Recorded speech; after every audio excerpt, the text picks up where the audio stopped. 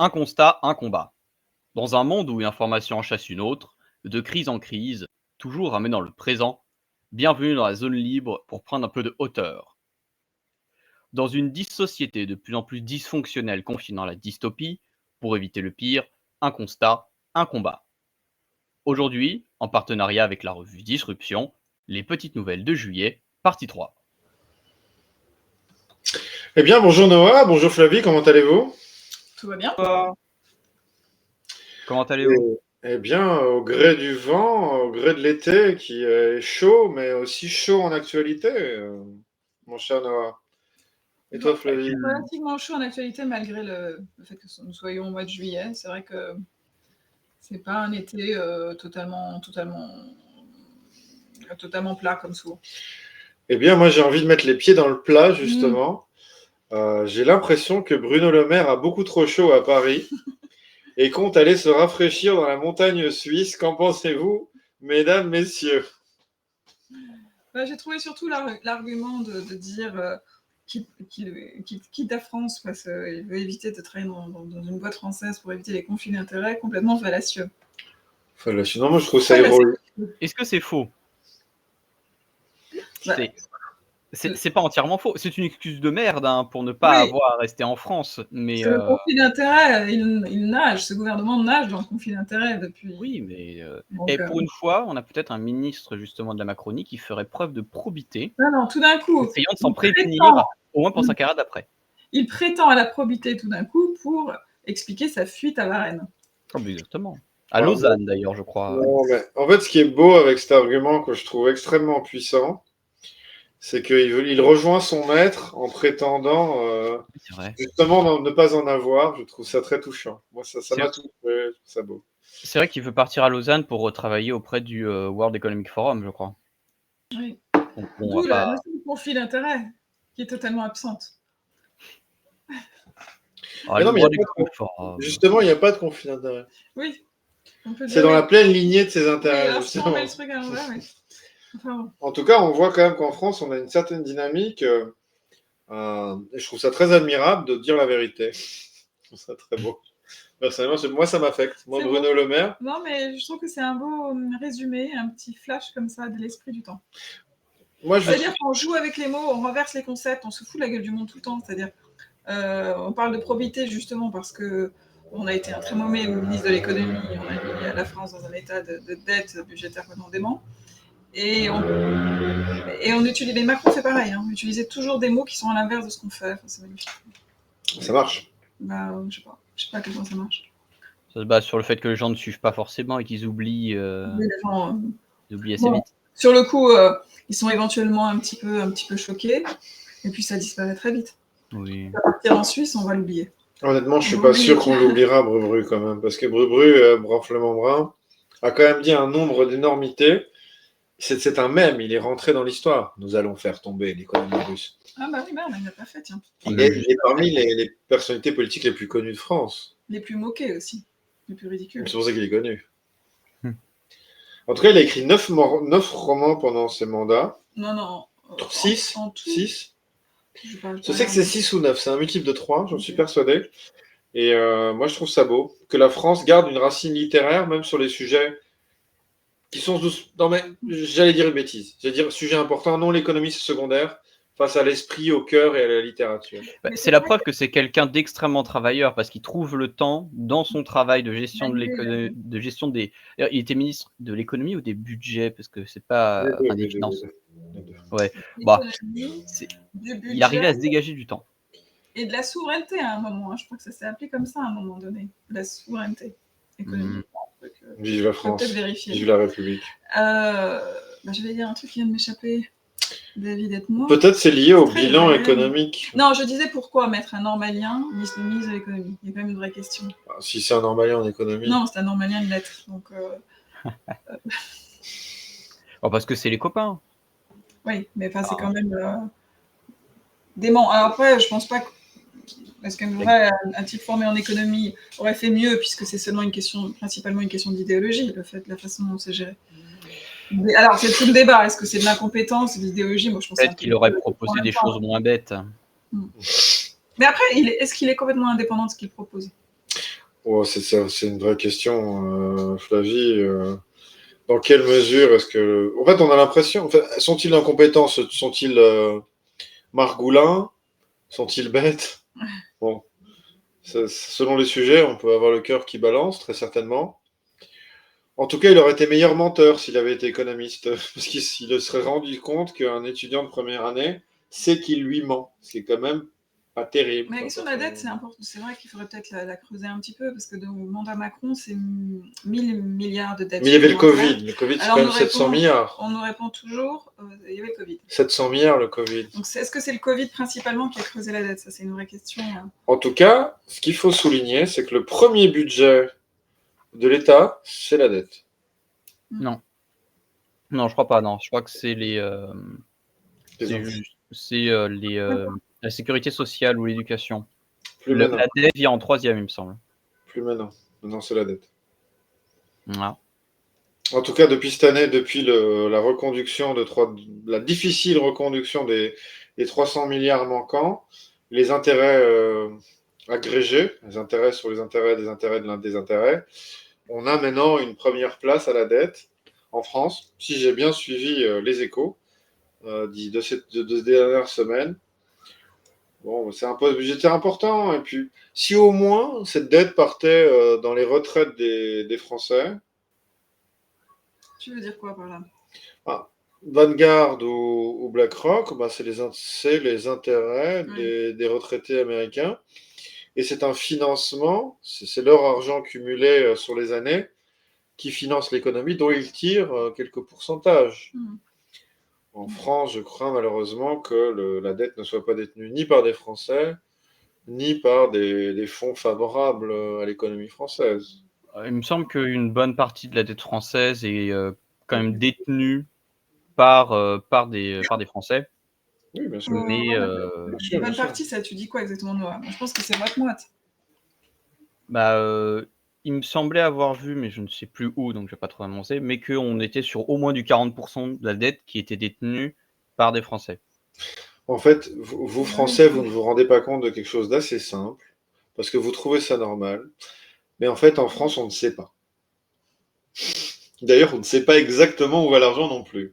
Non, mais ce qui est un cas particulier. 40%, c'est quand même... Non, c'est possible. En fait, on ne sait pas où est on ne sait pas qui détient la dette. On ne sait pas qui détient la dette française. Enfin, il faut faire des recherches assez poussées pour trouver. Non, personne ne sait. Techniquement, personne ne sait. Officiellement, personne ne sait. Oui, non, mais tu peux te rapprocher quand même et avoir certaines informations. Mais oui, tant qu'il n'y a pas de chiffres officiels qui sont communiqués, c'est quand même difficile. Voilà, donc on est devant le premier bordel français. On a la Cour des comptes qui a félicité Bruno Le Maire comme le meilleur ministre de l'économie de l'histoire. Et une dette galopante. Donc ça, c'est le premier point. Noah, tu peux nous rappeler un peu le contenu du rapport de la Cour des comptes, qui est malheureusement sorti un peu tard. On ne sait pas pourquoi. Alors, j'ai pas vu le rapport justement le rapport de la Cour des comptes, mais je sais qu'effectivement, comme tu l'as mentionné, il est sorti en retard, comme par hasard pour qu'il ne sorte pas pendant la période électorale, hein, ça aurait été dommage.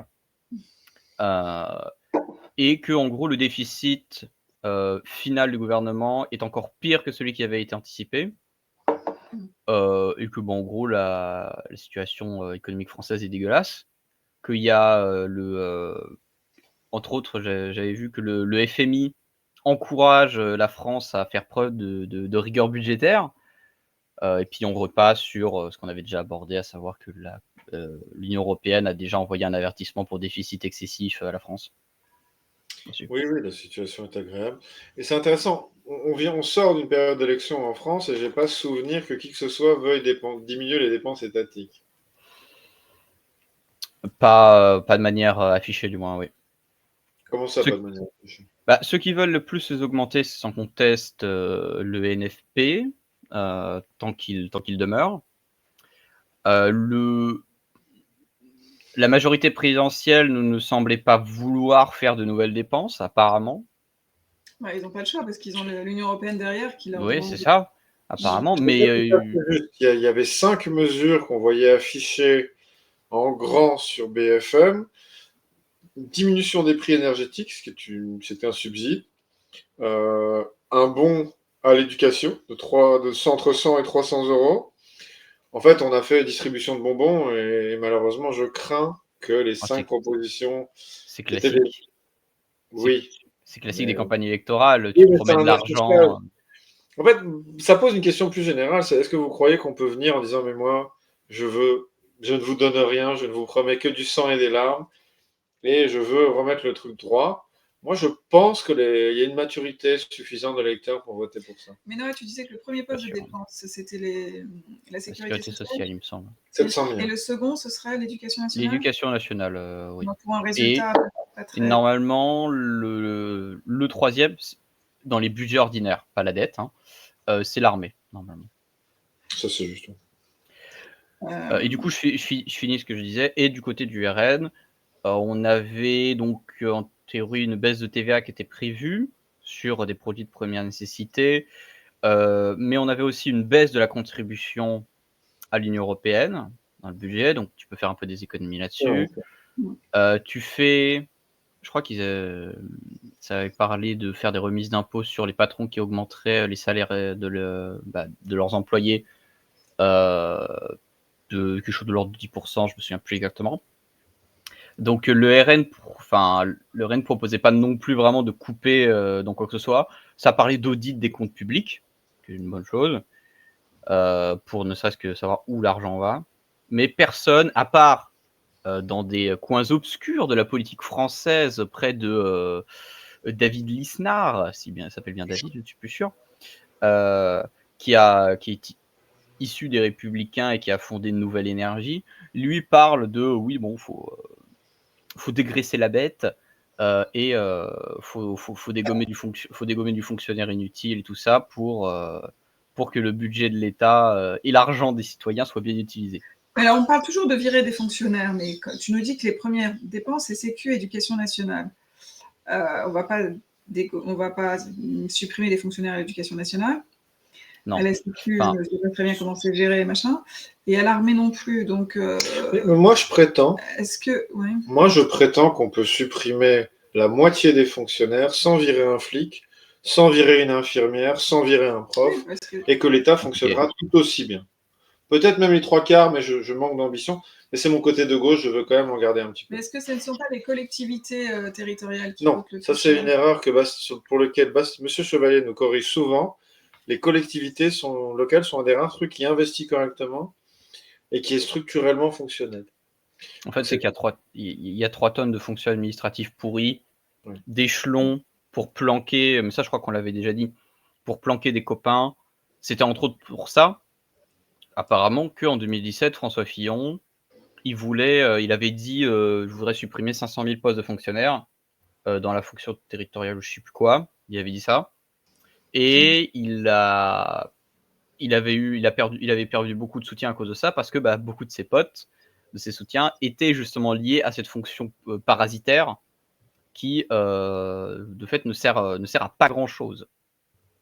Oui, on a un millefeuille administratif. L'exemple peut-être le plus le plus représentatif, et il faudrait inviter un médecin sur le sujet, on en a un sous la main, les ARS, qui sont une interface administrative qui ne servent... agences régionales de santé. Qui ne servent strictement à rien, voire même, non, certainement ralentissent l'effectivité du monde médical, mais lui-même l'avouait, si un poste se libérait, il le prendrait, car ne rien faire pour gagner autant d'argent est très appâtant. Le RN proposait justement de supprimer les agences régionales de santé. C'est terrifiant d'avoir une sorte de couche, une petite couche qui vient se greffer, qui coûte très cher, qui coûte plusieurs milliards, et qui ne sert strictement à rien, à part ralentir le système. C'est un peu ça, on voit un animal qui a de plus en plus sur son dos, mais pour rien, et qui se fait, qui s'engraisse, mais par le haut, tout en restant tout aussi maigre sur son travail réel, c'est-à-dire déplacer des choses. Mais vous dites que c'est pour les copains en général. C'est pour qui reste. Peut-être. Moi, je serais prêt à croire à la probité de ces gens. En tout cas, les effets sont délétères, mais quand ton pays est dirigé par des administratifs, un administratif produit des administratifs et cet administratif a envie d'avoir un assistant qui lui-même se voit bien avec un assistant et finalement, on arrive à de C'est un cercle infini. l'administration, à une appréciation tentaculaire. Alors, les gars sont terminés sur... Oui, pardon. Flavie soulevait quand même un point assez intéressant tout à l'heure avec les budgets et tout ça, la sécurité sociale et rapports fonctionnaires, tout ça. Il faudrait voir, en fait, dans la sécurité sociale, ce que représentent, par exemple, les prestations sociales et le fonctionnement de la sécurité sociale. C'est là-dessus que j'allais Parce que là-dessus, ce serait pertinent pour justement dégager du fonctionnaire inutile et après voir pour des niches fiscales et des trucs comme ça qui permettent de... mais là, Noah, tu parles de dégager du fonctionnaire sur la prestation sociale, mais il y a aussi le montant des prestations sociales. Comment vous expliquez que Macron avait parlé du pognon de dingue plusieurs années et que, après cette belle communication, il ne se soit rien passé?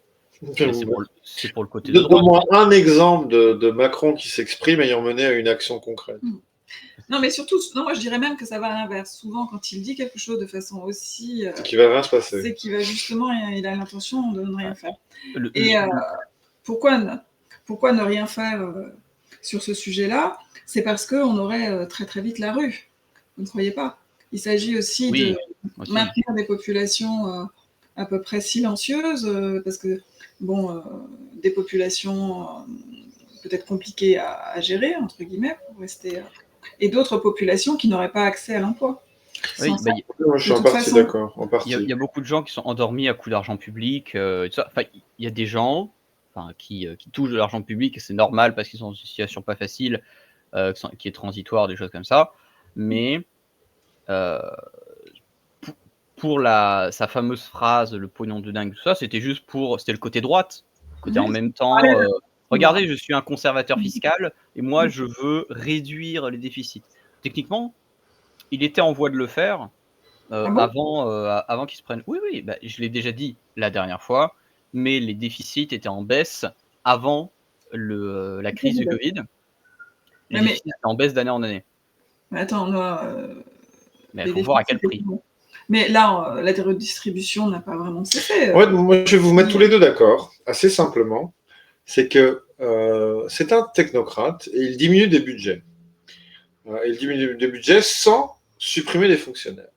Donc, il laisse l'administration en place et il assèche financièrement légèrement, alors que je suis convaincu qu'il y a moyen de faire les deux et qu'il n'y a pas de volonté d'action efficace, dans le sens où tu pourrais virer énormément d'administratifs, alléger financièrement énormément certaines responsabilités de l'État et être tout aussi efficace. Le problème, c'est qu'on a un gros puceron qu'on appelle le fonctionnaire qui se greffe sur tous les procédés régaliens et un régalien qui coûte de plus en plus cher et qui fait de moins en moins son travail.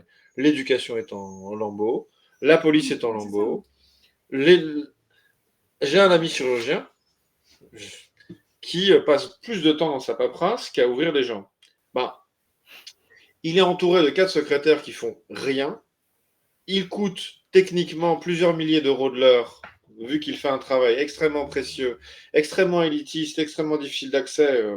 C'est un virtuose. Il passe quand même 30% de son temps devant des secrétaires qui ne font rien à remplir de la paperasse. Est-ce explicable? Rationnellement, non. Pour le coup, ce ne sont pas des fonctionnaires. Ce sont des fonctionnaires. Mais non, si c'est un chirurgien, il n'est pas forcément... Pour l'instant, il travaille pour l'État, il est stagiaire. Il est dans la partie... il a 4 ans sur le terrain où il est serviteur de l'État à 2 000 € par mois, à faire 80 heures par semaine. Et à côté de lui, il y a une armée de secrétaires qui bossent 1 heure ou 2 heures par jour, faire un peu d'accueil, faire un peu d'admin, remplir quelques documents. Et il passe 30% de son temps à remplir de la paperasse. Oui, imaginez-vous. Le système doit être simplifié parce que ce n'est pas non plus qu'une question de coût simplement et de masse salariale débordante de la fonction publique.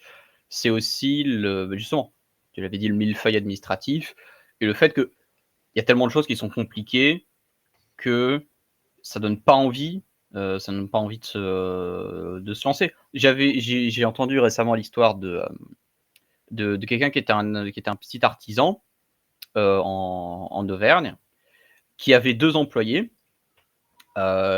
Et je sais plus exactement ce qu'il faisait, mais bon, c'était un artisan avec 2 employés et il s'était bouffé depuis le début de l'année, donc là on est mi-juillet, 2 contrôles fiscaux, à, très peu de temps d'intervalle et que ça l'avait complètement, enfin, il avait rien, ses comptes étaient au clair, mais que ça l'avait complètement, bousillé moralement, que ça l'avait saoulé et qu'il avait décidé justement de fermer boutique et de partir et d'être salarié, pépère, ailleurs. Parce que, trop compliqué, trop chiant. Oui, et donc on a non seulement un effectif qui remplit une administration absurde, mais en plus, on pourrait tout à fait simplifier, automatiser entièrement ces choses-là. On ne le fait pas. Et a priori, les taxes pour les auto-entrepreneurs vont augmenter de nouveau. De 22 à 26%. Ouais, c'est énorme. Hein. Mais en même temps, c'est un statut de merde. Il faut être honnête. Ouais, mais qui permettait de se lancer. Moi, je suis plutôt un défenseur de l'auto-entrepreneur parce que ça permet de te lancer assez facilement. Ça ne demande pas de frais de notaire. Tu peux te lancer dans ton activité et si ton activité est florissante, tu passes en personne morale. C'était plutôt une bonne chose. Ouais, mais si tu te fais déjà sucer un quart de ce que tu gagnes, c'est compliqué quoi, de se lancer correctement. C'est pas indépassable. C'est pas une somme si énorme que ça. C'était plus avant. Même les SARL, il y a encore 10 ans, payaient 30 à 35% d'impôts. C'est plutôt quelque chose qui était moins cher qu'avant. Le seul problème, c'est que tu arrives avec des gens qui n'ont aucune expérience, qui ne savent pas quoi faire. Et tu peux vite te retrouver dans une situation difficile, c'est-à-dire générer par toi-même un salaire de 1 000 € et rester coincé dans cette situation pendant 10 ans. Et là, il suffit d'une grippe pour que ton activité cesse. T'as plus de matelas, t'as pas de matelas, et puis pouf, fini. C'est ça, exactement. Mais moi, je trouve plutôt positif que l'individu soit responsabilisé en partie. Mais s'il n'y a pas de situation idéale. Bon, alors, là-dessus, c'est encore un sujet qui peut être très, très développé. Est-ce que vous voulez... On a fait un petit tour en économie, on a vu Bruno Le Maire et un peu la concrétude du rapport entre le fonctionnaire et le pauvre petit entrepreneur qui, lui, travaille 80 heures par semaine, parfois pour 1000 balles. On voit un monde économique renflant de brun. C'est très, très plaisant. On passe d'un bordel à l'autre et peut-être j'ai envie de vous parler des bordels à l'Assemblée qui semblent beaucoup amusés. S'il ne faut pas en pleurer. Bordel à l'Assemblée, là. Précise un peu ce que c'est l'élection du perchoir. Non, justement. Non, comment ça marche, je ne sais pas. Je ne sais pas comment ça marche. L'élection du perchoir, en tout cas, c'est l'élection du président de l'Assemblée. Voilà, c'est ça. Et qui a l'air de revenir à Yael Braun-Pivet, donc il faut que tout change pour que rien ne change. Exactement. Il est dans quel parti? Elle est en Renaissance. Ah bien. Renaissance, à chaque fois, j'arrive plus à suivre les noms qui changent tout le temps.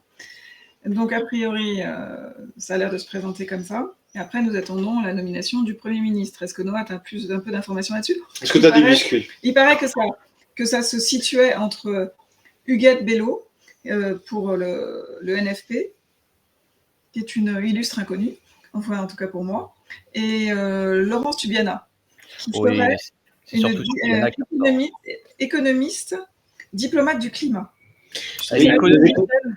Économiste diplomate.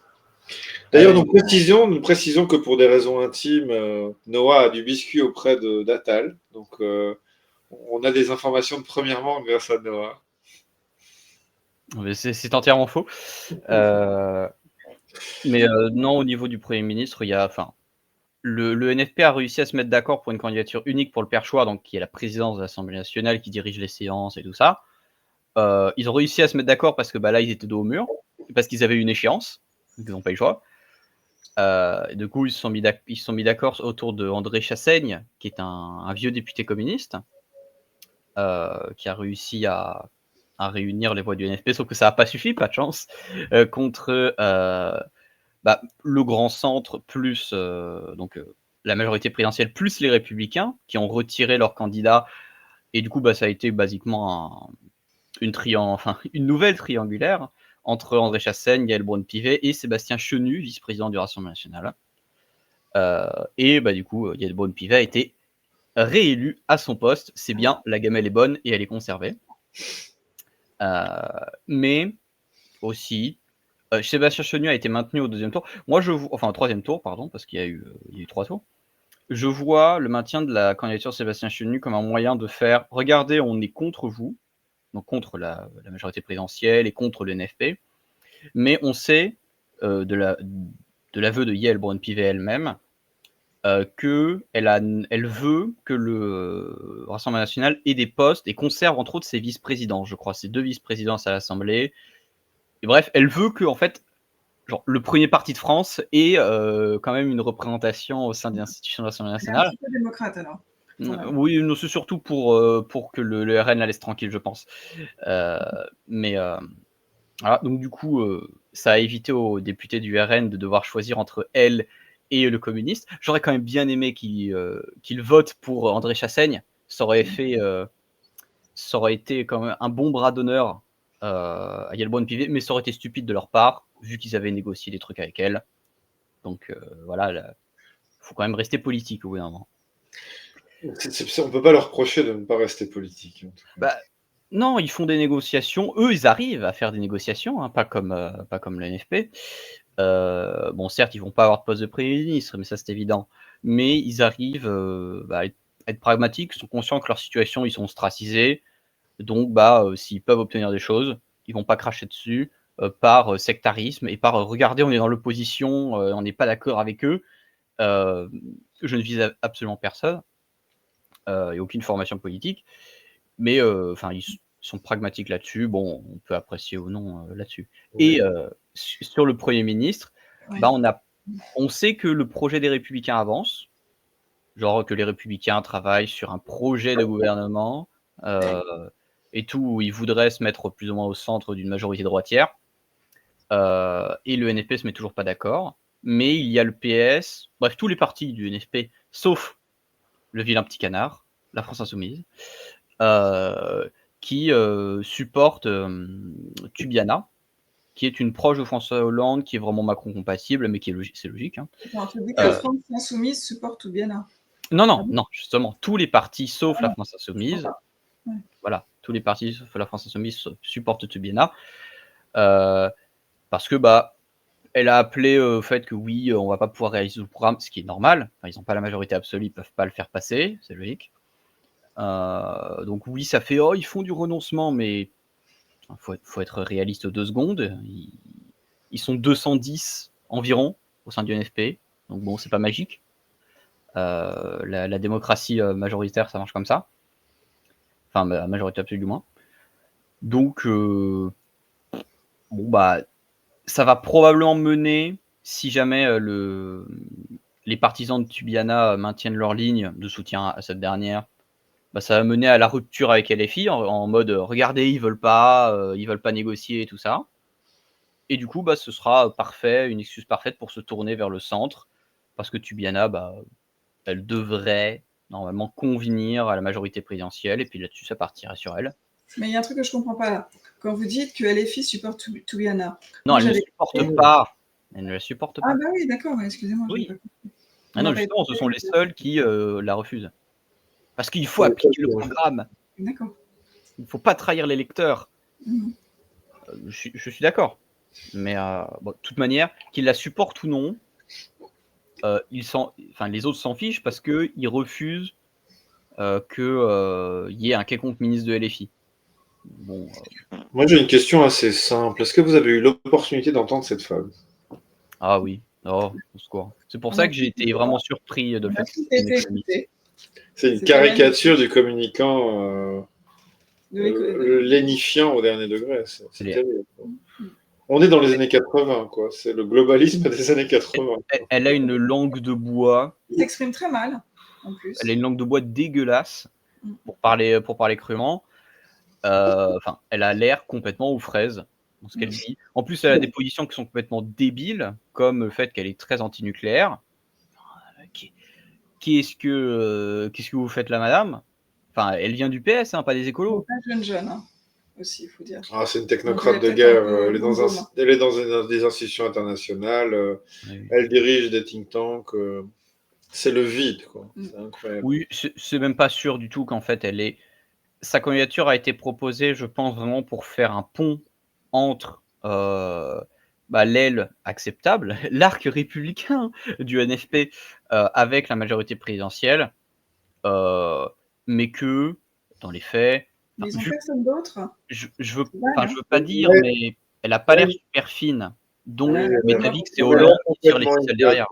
On est d'accord qu'elle a l'air complètement idiote. Elle a l'air Par contre, moi, j'avais cru comprendre qu'un des rares points positifs.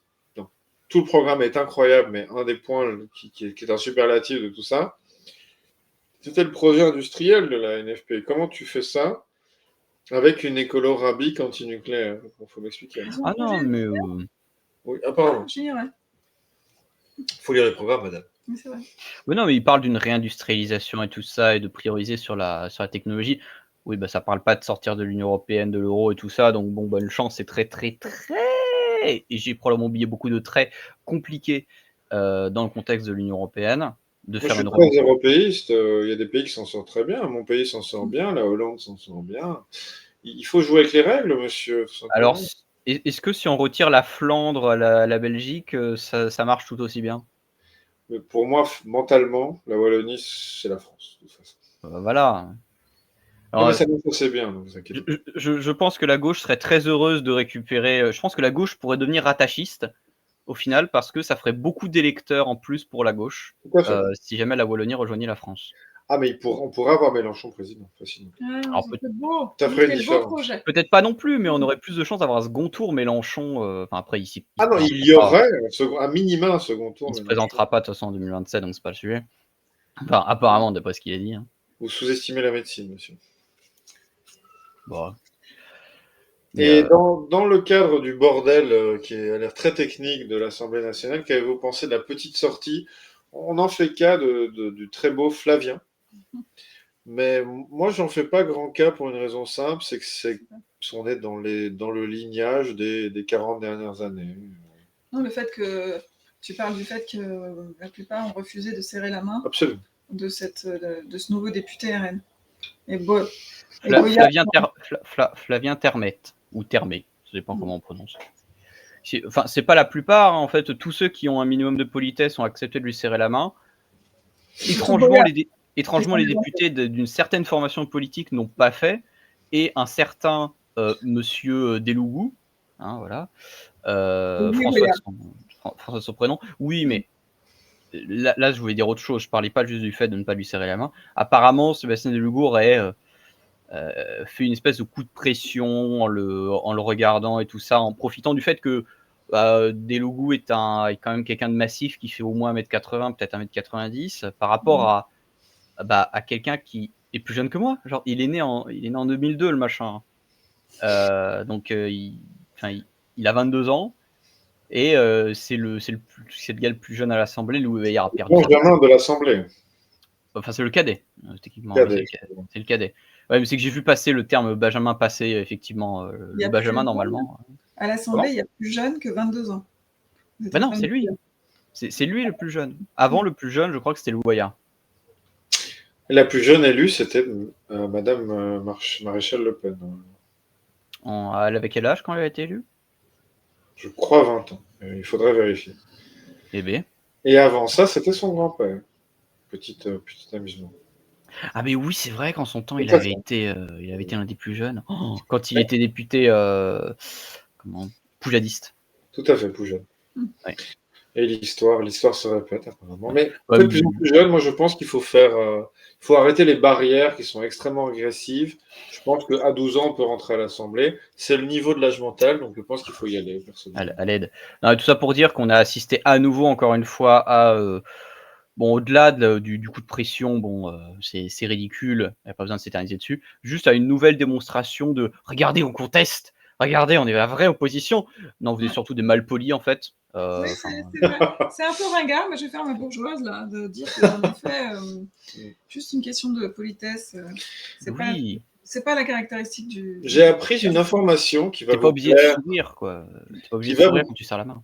J'ai une information qui va vous plaire. Il semblerait, il faudra vérifier, mais je crains que l'information soit juste, que tous les amendements proposés par le RN ont toujours systématiquement été non votés par la gauche, même quand c'était des questions de voirie. Donc on voit quand même qu'on a on voit un adolescent qui refuse de manger sa soupe. Je trouve ça touchant, mais stupide. Même quand ça rejoignait leur position. Même, oui. C'est normal là-dessus, c'est la position de LFI.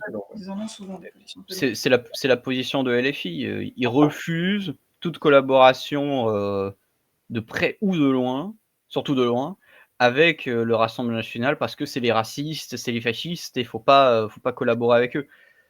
Ça s'appelle la démocratie. La démocratie, ça s'appelle le consensus et la négociation.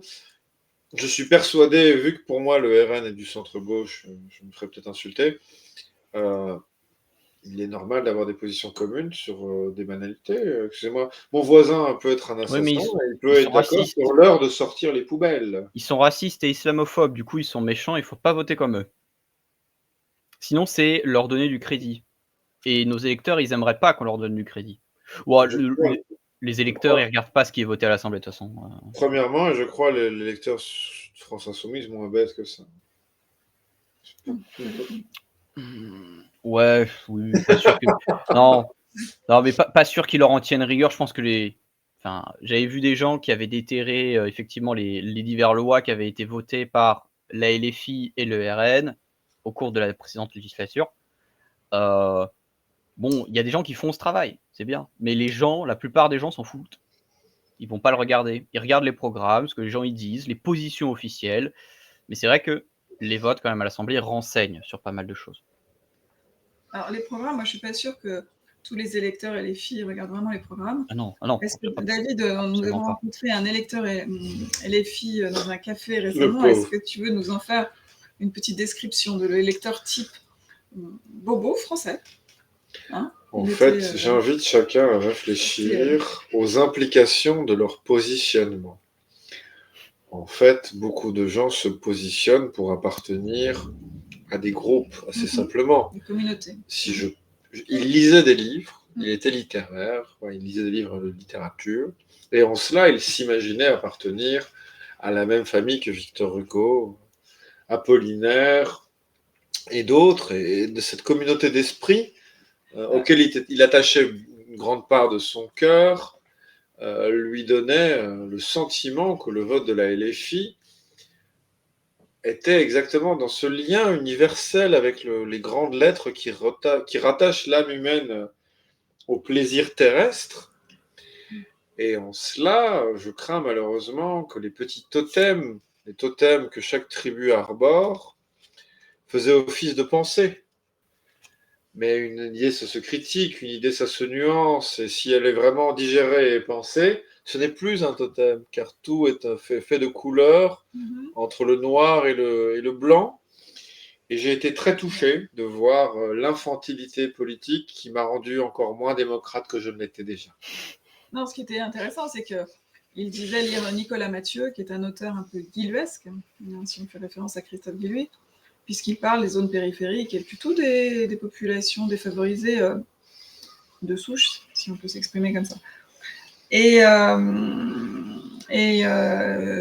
voilà, donc ce n'est pas véritablement un auteur Front Populaire, même si il n'est pas si politisé que ça. Mais il ne connaissait même pas Christophe Guilluy, en fait, en tant que sociologue, qui est pourtant le sociologue de référence. Mais il est classé à l'extrême droite par la LFI, donc bon. Ouais. C'est dommage, parce que c'est plutôt... Il est d'origine communiste. Hein, bon. Il y avait une certaine on fait pire. Il a fait le tour du... Oui, il fait l'horloge tous les matins. Il a fait le tour du combat politique, c'est tout. C'est un rouge-brun. C'est au moins ça, c'est un rouge. Mais je pense qu'il est un peu rose aussi. On fait le tour de l'horloge avec agrément. Voilà, écoutez, je pense qu'on a fait un petit tour de la question. Oui, peut-être citer très brièvement, parce que vous avez tu as faim, on est resté sur le cadre national la plus majorité du temps. Il faut peut-être dire qu'aujourd'hui, le 18, Van der Leyen a été reconduit. Ah oui, bien sûr. Peut-être. Et que Orban se prend un volte-face assez important de ses co-nationaux, enfin des autres pays au sein de l'Union européenne, qui lui mettent des petits coups de patte communicationnels. Sur quelle activité, David? Eh bien, il fait une tournée pour la paix en Ukraine. Il faut savoir que pour la paix en Ukraine. et qu'il a une population importante d'origine hongroise en Ukraine qui a subi une partie de l'ukrainisation et des attaques sur les minorités non ukrainophones, et il en est soucieux. Enfin, on peut prêter toutes les intentions au personnage. Et pendant sa tournée des rencontres et son activité diplomatique, l'Union européenne essaye, selon The Duran, qui est une chaîne politique géopolitique, que j'invite chacun à suivre. Américaine. Anglaise, gréco-anglaise, très européenne en réalité. C'est très spécial. Oui, c'est des Grecs anglais, mais très sérieux sur la géopolitique, très intéressants, qui sont vraiment pour l'instant un peu en tête de pont de la discussion, et qui soulignait en fait que l'Union européenne fait tout pour lui mettre des bâtons dans les roues pendant sa tournée. On s'étonne que on s'étonnera pas, mon bon Noah, étant historien lui-même, ne s'étonnera pas que les pacifistes ne vivent pas une vie très intéressante sur cette terre. Quand on sait ce qui leur est arrivé à la Deuxième Guerre mondiale, on ne s'étonnera pas. Donc voilà, on voit un Orban, une Van der Leyen triomphante et un Orban envers et contre tous ses comparses. Parce qu'elle a été très bien réélue. Hein. Mais moi, je suis très admiratif de la personne. Elle a une très belle coiffure. Elle a réussi à négocier le soutien du groupe des conservateurs et réformateurs européens. Donc, le groupe où il y a Mélanie, entre autres. C'est quand même fou, ça. Ouais. C'est quand même c'est plutôt logique. Hein. Mélanie voulait avoir des espèces d'avantages en monnayant son soutien. Elle a probablement réussi à les avoir. Donc c'est normal. C'est comme avec le RN et puis l'Assemblée nationale. Ce sont des manœuvres politiciennes. On peut ne pas apprécier, on peut apprécier. C'est comme ça, quoi. Les arrangements, ça fait partie de la politique. Quand on considère ça moral ou non. Certains sont vraiment immoraux, hein, mais... on espère que le peuple italien en tirera quelques profits. Oui, c'est ça, c'est ce qu'on peut leur souhaiter. Hein. Exactement. En tout cas, le soutien majoritaire du groupe majoritaire, le PPE, qui est derrière elle. Donc elle a cette masse principale, majoritaire pour elle. De toute façon. Mais souhaitons-lui bonne chance. Nous sommes très dépendants et nous sommes accrochés à ses lèvres pour que l'Europe se porte mieux. Et la France, qui est quand même une des nations le plus en nécessité de l'Europe, en profite allègrement. Noah, un grand merci pour cette conversation très plaisante. Flavie, un grand merci. Vous pouvez me contredire pour la fin. Je vous laisse le dernier mot. Non, moi, je ne suis pas d'accord et je trouvais ça très désagréable. Je m'en excuse. Bon, voilà, écoutez. En tout cas, il faut l'admettre, elle est quand même reconduite. Espérons pour toi que ce ne sera pas le cas la prochaine fois. Bonne soirée à tous. Merci de nous avoir regardé et écouté. Merci beaucoup.